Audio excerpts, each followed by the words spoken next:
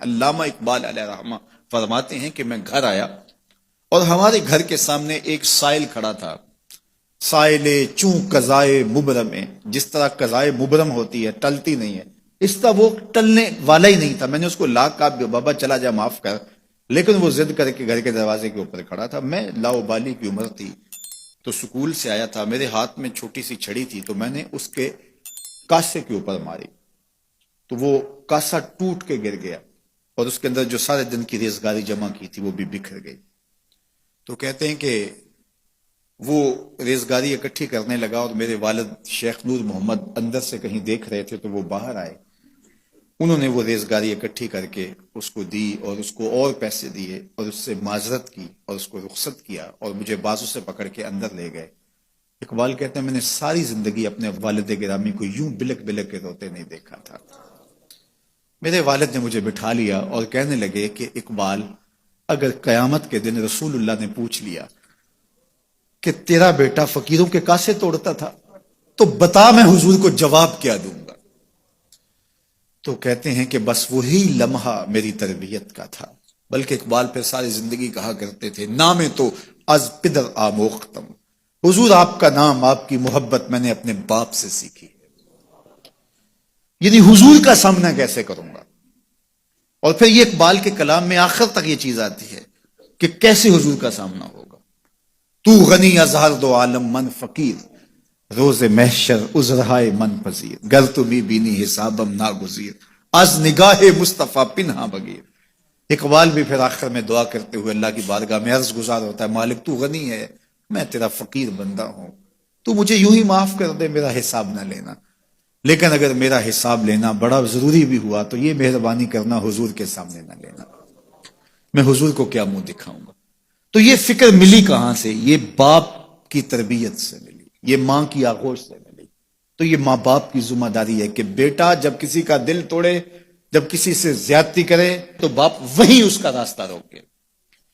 اور ایک فقیر کا لاؤبالی پن کے اندر کاسا توڑ دیا اور باپ نے پھر ایسی تربیت کی.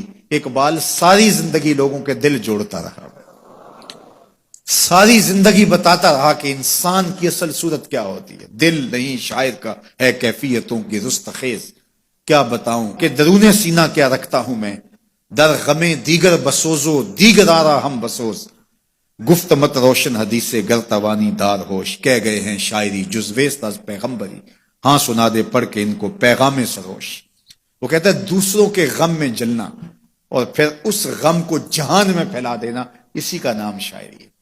پھر اقبال نے وکری شاعری کی، شاعر تو اور بھی ہیں لیکن اقبال کہتا ہے شاعری از مثنوی مقصود نیست، بت فروشی بت گری مقصود نیست، کشتائے انداز ملا جامیم، نظم و نثر او علاج خامیم.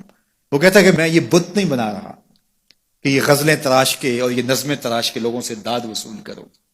بلکہ کسی نے اقبال کو کہا یار کوئی غزل تو سناؤ، تو اقبال رو پڑا، کہا حضور میں اپنے شعروں کی داد قیامت کے دن آپ سے ہی لوں گا. یارہ مرا غزل خانے شمردن، یاروں نے تو مجھے غزل خان سمجھ لیا، میرا تو مقصد ہی اور ہے. بلکہ ان شعراء پہ تنقید اقبال نے کی.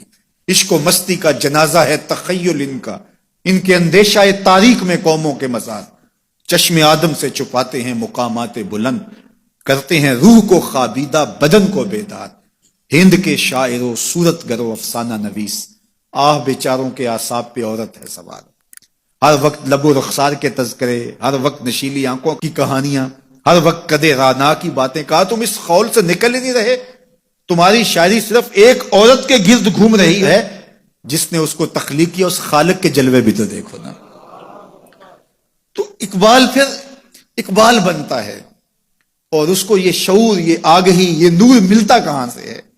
یہ باپ سکھاتا ہے. باپ کے بعد پھر مولوی میر حسن ملتا ہے جو استاد اقبال کو اقبال بنا دیتا ہے. تو یہ ماحول انسان کو سکھاتا ہے. تو میں اور آپ دیکھیں کہ ہم اپنی اولاد کو کیا دے رہے ہیں. تو کبھی بھی اپنی اولاد کو اس کی اجازت نہ دیں کہ وہ کسی کمزور پر ظلم کرے. جب کمزور پر آپ کی اولاد ظلم کرتی ہے، زیادتی کرتی ہے، تو پھر وہ بڑی اقبال نے وکری شاعری کی، شاعر تو اور بھی ہیں، لیکن اقبال کہتا ہے میں یہ بت نہیں بنا رہا کہ یہ غزلیں تراش کے اور یہ نظمیں تراش کے لوگوں سے داد وصول کر، بلکہ کسی نے اقبال کو کہا یار کوئی غزل تو سناؤ، تو اقبال رو پڑا، کہا حضور میں اپنے شعروں کی داد قیامت کے دن آپ سے ہی لوں گا، یاروں نے تو مجھے غزل خاں سمجھ لیا۔ بلکہ ان شعراء پہ تنقید اقبال نے کی، ہر وقت لب و رخسار کے تذکرے، ہر وقت نشیلی آنکھوں کی کہانیاں، کہا تم اس خول سے نکل ہی نہیں رہے، تمہاری شاعری صرف ایک عورت کے گرد گھوم رہی ہے جس نے اس کو تخلیق کیا، اس خالق کے جلوے بھی تو دیکھو نا۔